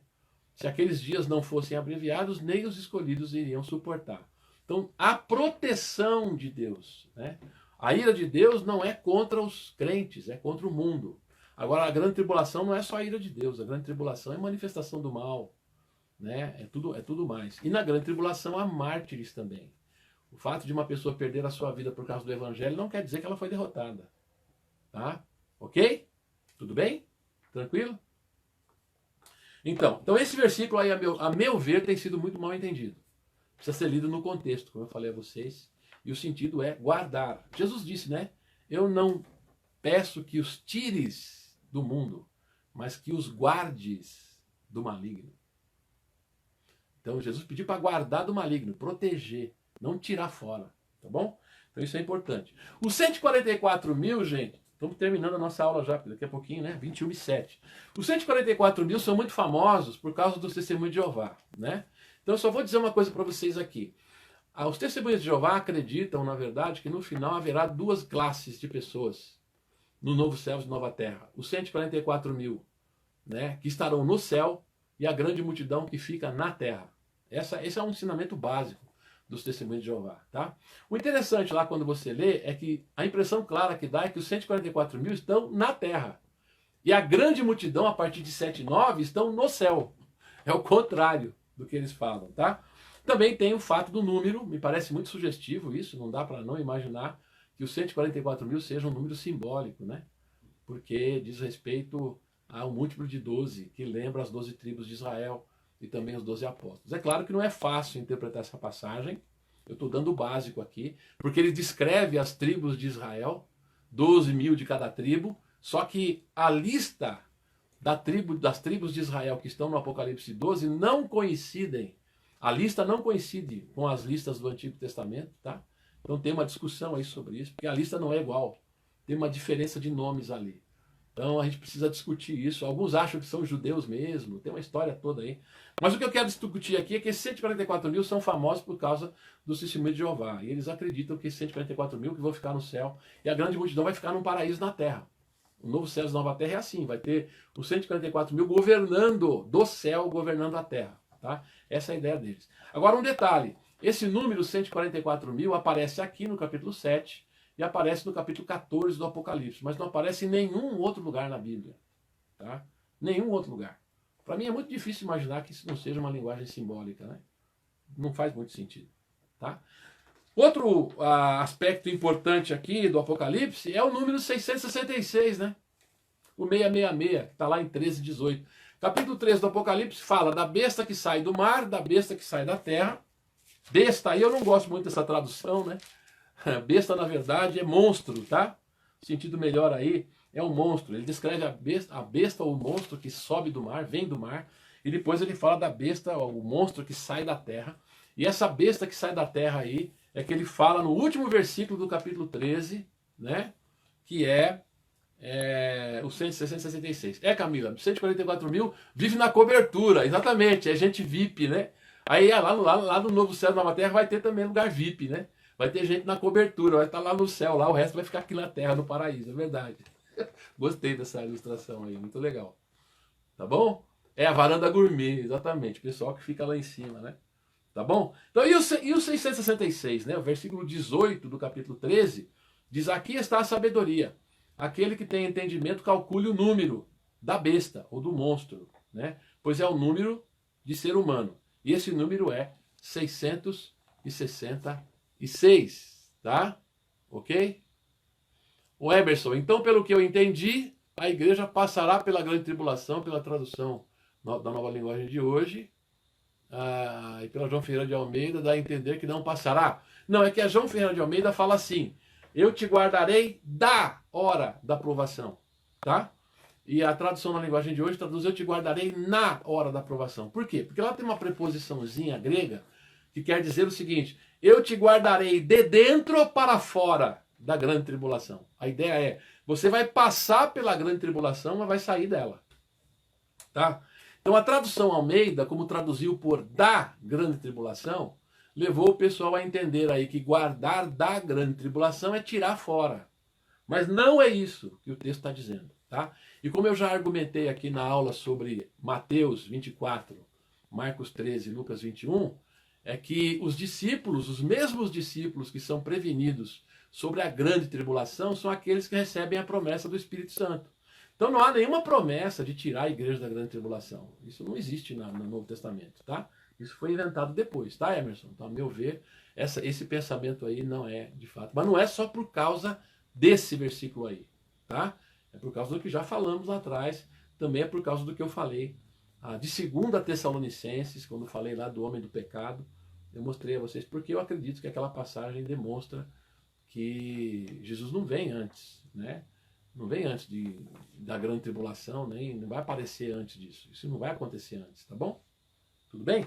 Então vamos lá, 666. Bom, gente, há muitas ideias sobre o 666, inclusive teve uma brincadeira que fizeram aí com o nome Corona. Se você pegar a Corona, você conta lá quantas letras tem, né? Corona dá 6, né? Aí você coloca o número 6. Aí você vai pegando, ó, o C é a terceira letra do alfabeto, o O é tal letra, aí você soma aquilo, dá 66. 66 com 6, 666. Então, Corona dá 666, tá?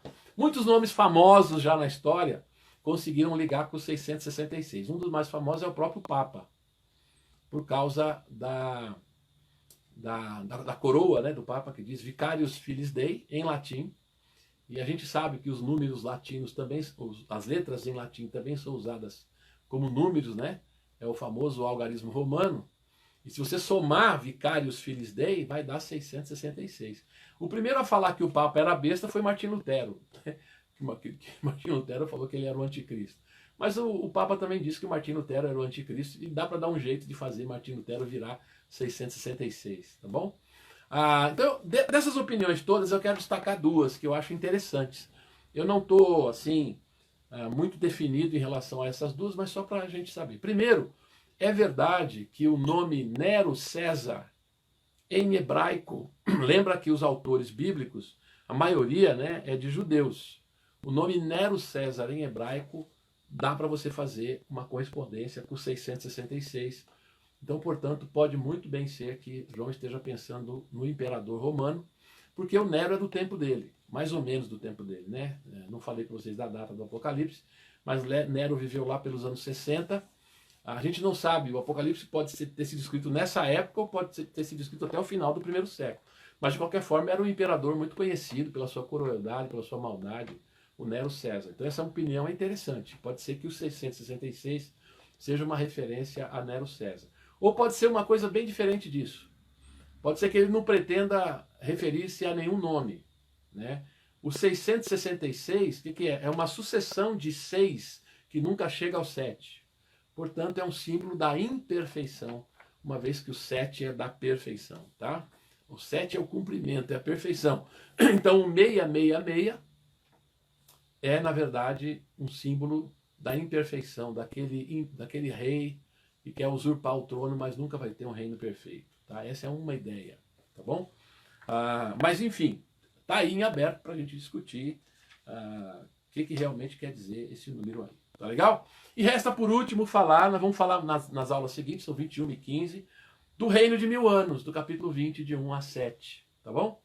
Então esse reino de 1000 anos, aí eu coloquei para vocês que ele é muito importante porque faz parte aí a gente vai ver inclusive que as escolas de interpretação, o nome dessas escolas está relacionado a esse reino de 1000 anos. Porque os 3 nomes são amilenismo, pré-milenismo, pós-milenismo, sempre relacionado aos 1000 anos.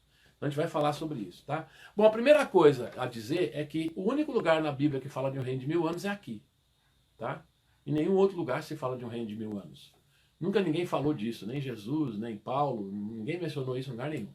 Então não pode ser algo tão importante assim, porque só tem um lugar e num texto muito enigmático. Então a gente tem que tomar muito cuidado com isso, de dar muita ênfase a isso, porque não pode ser algo tão fundamental assim, porque não fez parte da pregação básica do Evangelho, não aparece em nenhum outro lugar. Tá legal? É verdade que houve alguns pais da igreja que acreditavam mesmo num reino de 1000 anos, que seria uma preparação para a eternidade, tá? Mas isso não prevaleceu. Aí surgiu Agostinho, lembra dele? Agostinho de Hipona, que interpretou esses 1000 anos como totalmente simbólicos, tá? Ele entende que, na verdade, esses 1000 anos representam o tempo da igreja, que a primeira ressurreição lá é uma ressurreição da conversão, como está em Efésios, né, capítulo 2, 4 e 5. Lá Paulo fala que Deus nos ressuscitou com Cristo e nos fez assentar em lugares celestiais. Então a ressurreição já é um símbolo. O novo nascimento, né, a conversão é um símbolo já. Está relacionada à ressurreição. Paulo disse que nós já ressuscitamos com Cristo. Então foi assim que o Agostinho entendeu essa passagem. Para ele não tem reino de 1000 anos, é só um símbolo, tá? Entretanto, o texto realmente é bastante enigmático. Não dá para eu fazer uma análise com vocês aqui. Mas me parece realmente que está falando de um reino de mártires. De pessoas que perderam a sua vida por causa do evangelho. Tem um probleminha de tradução aí. A semana que vem, nas aulas, eu vou falar um pouquinho disso, tá? No versículo 4. Por quê? Aqui fala assim na minha Bíblia, ó, capítulo 20, versículo 4 do Apocalipse. Vi também tronos, e nestes sentaram-se aqueles aos quais foi dada a autoridade de julgar, ponto. E ele fala assim, vi ainda as almas. Só que esse vi ainda não existe no original. Tá? Na verdade, no original está tudo junto. Ele fala assim, vi também tronos, e nesses sentaram-se aqueles aos quais foi dada a autoridade para julgar as almas dos que foram decapitados por terem dado o testemunho de Jesus e proclamado a palavra de Deus. Então aí tem um problema de tradução mesmo. Mas muito provavelmente, eu estou muito convencido disso, de que ele está falando, na verdade, de mártires, de um reino de mártires. Como vai ser isso? Não sei. Bom, a ideia do Agostinho de entender esse reino de 1000 anos como sendo um símbolo da igreja, só faz sentido se você realmente ler essa passagem aqui de uma maneira completamente alegórica, né? Que não está falando de um reino da igreja, não está falando de tempo da igreja. Mas também não está falando de um reino de 1000 anos, como muitos pensam, em que Israel vai se tornar basicamente o centro governante do mundo para se cumprir literalmente algumas profecias do Velho Testamento, como Zacarias 14. O texto também não está dizendo isso. Então isso é um enigma, tá? Isso é um enigma. Tá legal? Complicado. Quem que está perguntando aqui?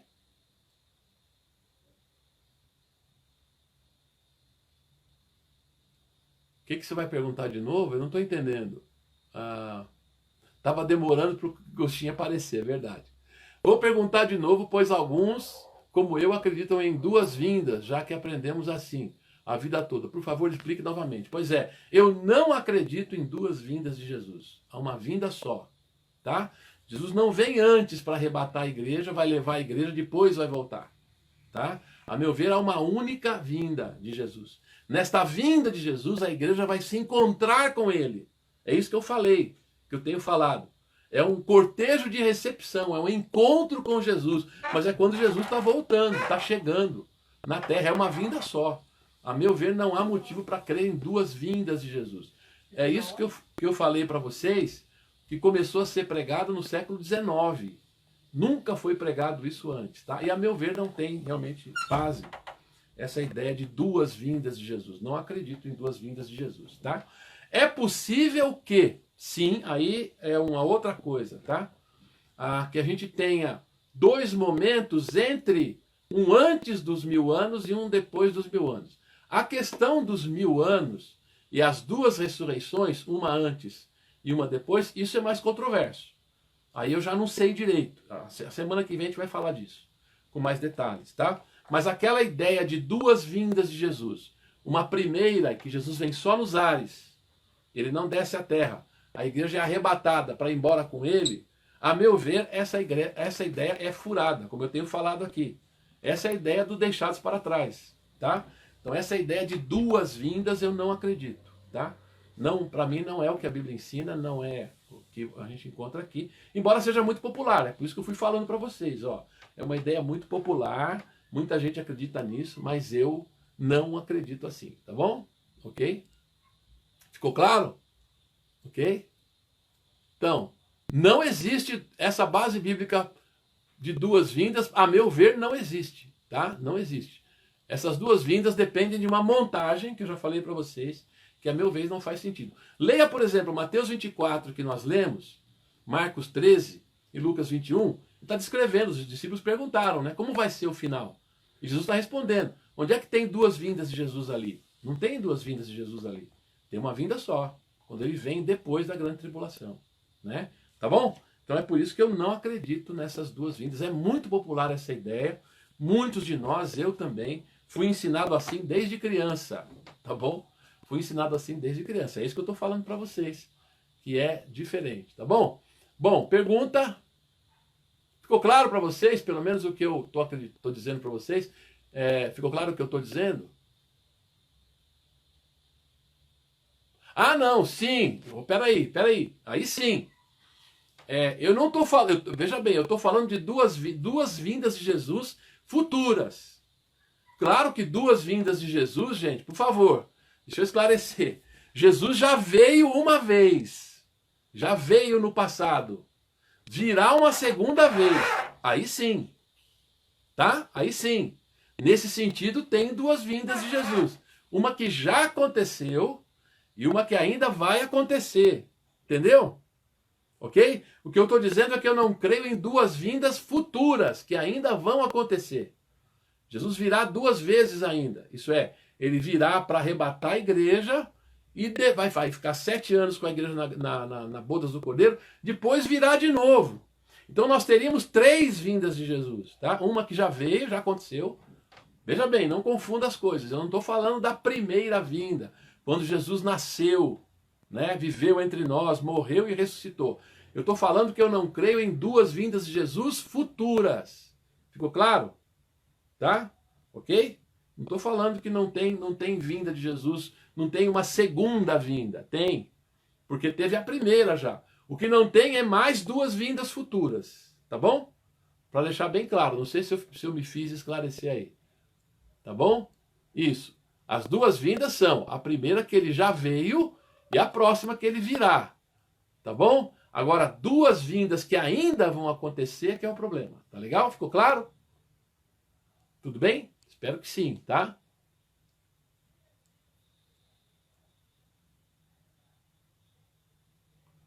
Então, eu acredito, como está lá em Mateus, que essa vinda de Jesus é após a grande tribulação. Isso está descrito lá em Mateus 24, em Marcos 13 e Lucas 21. Jesus sempre volta depois da grande tribulação. É uma vinda só depois, tá legal? O texto que me convence bastante disso é 2 aos Tessalonicenses, capítulo 2, que nós já estudamos aqui. Lembra que Paulo diz lá que a vinda do Senhor não aconteceu ainda, como alguns tessalonicenses tinham sido ensinados. Porque a vinda do Senhor não acontecerá, diz Paulo, sem que ocorra apostasia e seja revelado o homem do pecado. Só depois que esse homem do pecado for revelado, que aí então Jesus haverá de vencê-lo, destruí-lo, matá-lo, pelo poder da manifestação da sua vinda. Nós estudamos isso em 2 Tessalonicenses. Ficou claro, gente? Senão a gente volta, faz uma revisão. Não tem problema, tá bom? Ok? Mas ele não vem sobre os montes das oliveiras? Onde está escrito isso? Que Jesus vem sobre o monte das oliveiras? Né? Não tem lugar nenhum dizendo que ele vem sobre os montes sobre o monte das oliveiras. Que é só lá, né? Eu imagino que ele vai passar por lá, né? Não sei. Eu não sei se vai começar por lá, também não sei, tá? Mas isso é uma outra coisa. Onde vai começar, onde ele vai aparecer primeiro, eu não sei, né? Isso a gente não sabe. Não há. De fato, o Monte das Oliveiras é um lugar especial, né, para Jesus. Jesus esteve ali muitas vezes com seus discípulos, não sei. Então pode ser que comece por ali. Mas a verdade que a Bíblia diz é: todo olho o verá. Apocalipse 1:7, né? Todas as tribos da terra se lamentarão sobre ele. Então a vinda de Jesus não vai acontecer só no Monte das Oliveiras. A vinda de Jesus é apresentada como um evento mundial. Tá? Isso é importante a gente ressaltar. É um evento mundial. Ficou claro? Tranquilo? Silas. Pastor, Jesus nos protegerá do grande... Exatamente. A proteção aí que a Bíblia nos fala, ela é a proteção para que se cumpra em nossa vida os propósitos de Deus. Tá? Jesus já falou sobre o fato de que pessoas morreriam por causa do Evangelho, por causa da sua fé. Não só na grande tribulação, mas antes. Os apóstolos morreram por causa de sua fé. Então, a proteção de Deus diz respeito a isso, ao fato de que se cumprirá em nossa vida os propósitos de Deus. os propósitos de Deus também se cumprem na vida, mesmo daqueles que perdem a sua vida por causa do Evangelho. É bom a gente lembrar disso, tá bom? Mas sim, Deus nos protegerá, nos guardará, tá bom? É isso a promessa de Apocalipse 3:10. Então, aí a segunda vinda, a meu ver, não será em etapas como é pregado tradicionalmente. Vem primeiro nos ares, depois de 7 anos vem de novo. Eu não acredito nisso, tá bom? Para mim, a segunda vinda de Jesus é um evento só, ok? É isso que eu estou dizendo a você. A segunda vinda. Espero que tenha ficado clara, tá? A porta dourada, Ezequiel. Então, Ezequiel é aquilo que eu falei a vocês, tá? As profecias do Antigo Testamento precisam sempre ser lidas à luz do Novo Testamento, ok? E o que é essa porta dourada, exatamente aí que você está perguntando, de Ezequiel 44? Ezequiel 44 está falando do templo, né? O que eu acho impressionante é que não há, no Novo Testamento, qualquer previsão de uma perspectiva cristã dos seguidores de Jesus sobre um papel para o templo. Para os judeus faz sentido, mas não há papel para o templo, ok? Zacarias 14, pois é.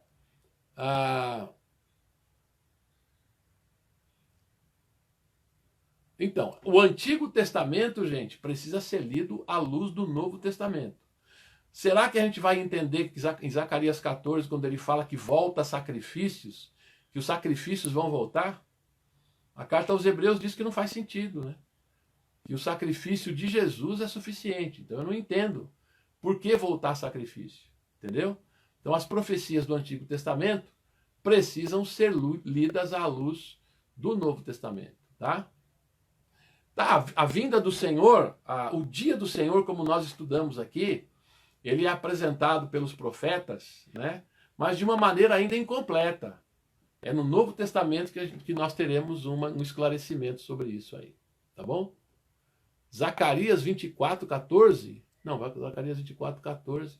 14:14, tá? Então, o Zacarias fala de uma restauração de Israel como centro do mundo, e fala também da volta dos sacrifícios.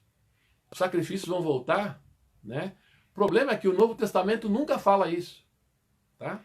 Então é aquilo que eu tenho dito aqui, nós somos cristãos, o Antigo Testamento tem que ser lido à luz do Novo Testamento, tá? A gente não pode ler de outra forma, ok?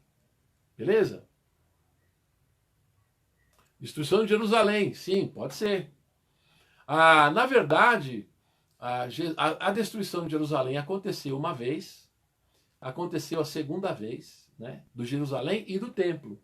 Pode ser, tá? Ok? Ok? Tudo bem? O geral aí, né? A Zuília tá falando que ficou claro. O geral, tá legal? Beleza?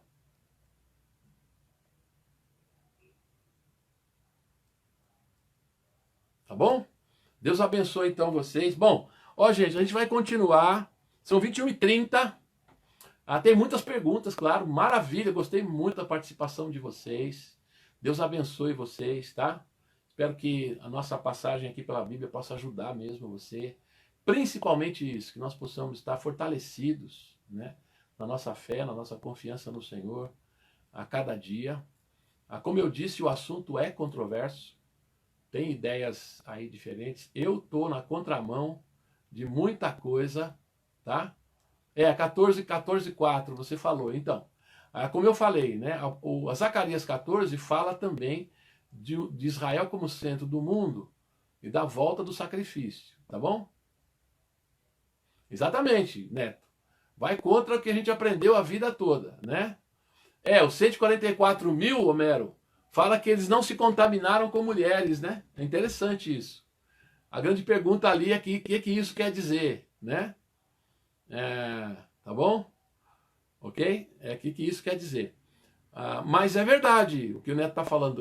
Eu também fui ensinado assim a minha vida inteira, mas depois de observar bem esses textos como nós mencionamos, tá?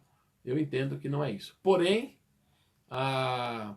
eu convido vocês a uma reflexão, a leitura dos textos de novo, porque eu estou falando isso desde o começo, né? Eu venho montando isso. Vocês viram que nós viemos desde Isaías 66, aí passamos lá pela grande tribulação, ou pela descrição de Jesus lá do sermão profético, né? Falamos de Tessalonicenses para poder mostrar, pegamos essas passagens principais para poder mostrar isso aí, tá legal? Terça-feira a gente continua, esse debate aí pode continuar, tá bom? Vocês podem refletir um pouquinho, leia melhor o texto aí que eu escrevi e podemos voltar. Na semana que vem eu vou concluir com essas escolas, explicar cada uma delas, tá? E poder dizer para vocês o que acreditam cada uma delas, como surgiu e tal, para a gente ter uma ideia melhor.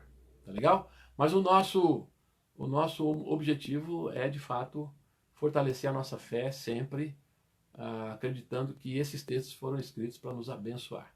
Tá legal? Eu sei que alguns aí, talvez, como o Neto está dizendo, né, nós tivemos um ensinamento diferente, eu também tive, em alguns detalhes, mas estamos juntos. Por isso que eu comecei falando sobre o básico lá atrás. Tá bom? Falando sobre aquilo que é mais fundamental. Tá legal?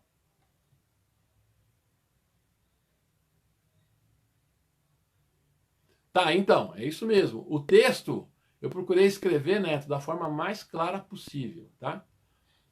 Para mim, o que eu disse a você. Vocês. As profecias do Antigo Testamento, a meu ver, precisam ser lidas à luz do Evangelho. Ok? Se há um cumprimento literal dessas profecias, não está claro no Novo Testamento, tá? Não está claro no Novo Testamento o cumprimento literal dessas profecias do Antigo Testamento. Essas profecias de volta do sacrifício, por exemplo, ou coisas assim, tá bom? É uma ideia muito popular, tá? Ok? Mas, a meu ver, é uma ideia equivocada, tá bom? Então, vamos pensar juntos aí. Deus abençoe cada um dos irmãos, tá bom? Voltamos aí, podem continuar perguntando aí, mesmo fora do ar depois. A gente continua. Então, terça-feira e quinta-feira estamos de volta. Ninguém respondeu aí, mas eu quero deixar bem claro, tá? Eu estou falando o seguinte: eu não creio que existam uma segunda vinda em duas etapas futuras. Teve uma primeira vinda, terá uma segunda vinda, tá? Que fique isso bem claro aí. Não sei se ficou bem claro, tá legal? Beleza? É verdade. Tá bom? É verdade. É difícil desconstruir mesmo. Isso aí, tá legal? Então Deus abençoe cada um dos irmãos e irmãs. Muito obrigado pela sua participação aqui com a gente. Deus te abençoe. Se você tem o texto aí escrito na mão, como eu disse, você pode levantar perguntas, questionamentos, estamos aí para aprender juntos, tá bom? Mas Deus abençoe cada um dos irmãos e irmãs, em nome de Jesus. Vamos orar para concluir? Amém. Vamos orar. Amém. Senhor, queremos agradecer porque o Senhor tem nos abençoado, tem nos dirigido. Quero te louvar, ó Deus, pelas bênçãos do Senhor na nossa vida. Obrigado por essa oportunidade de compartilhar com os irmãos e irmãs a tua palavra. E pedimos que o Senhor nos ajude a discernir, principalmente a nos fortalecer, nos preparar para a nossa vida. Queremos, ó Deus, que esse estudo da tua palavra possa nos ajudar a viver melhor como crentes, como pessoas que seguem o Senhor Jesus. Nós pedimos em nome dele. Que o Senhor abençoe cada um dos irmãos e irmãs para a tua glória. Amém. Deus te abençoe. Tenha uma excelente noite. Em nome de Jesus, estamos aí amanhã. Salmos da Esperança, todos os dias, tá? 8h30 da manhã. Continuamos aí na nossa caminhada. Deus te abençoe. Fique na paz. Em nome de Jesus. Fala galera, você tem gostado do conteúdo do nosso canal, das lives de culto, das pregações? Então se você não é inscrito, inscreva-se no nosso canal, aqui no canal da Igreja Batista em Jardim Utinga. Não esqueça de colocar o sininho lá para você receber todas as notificações.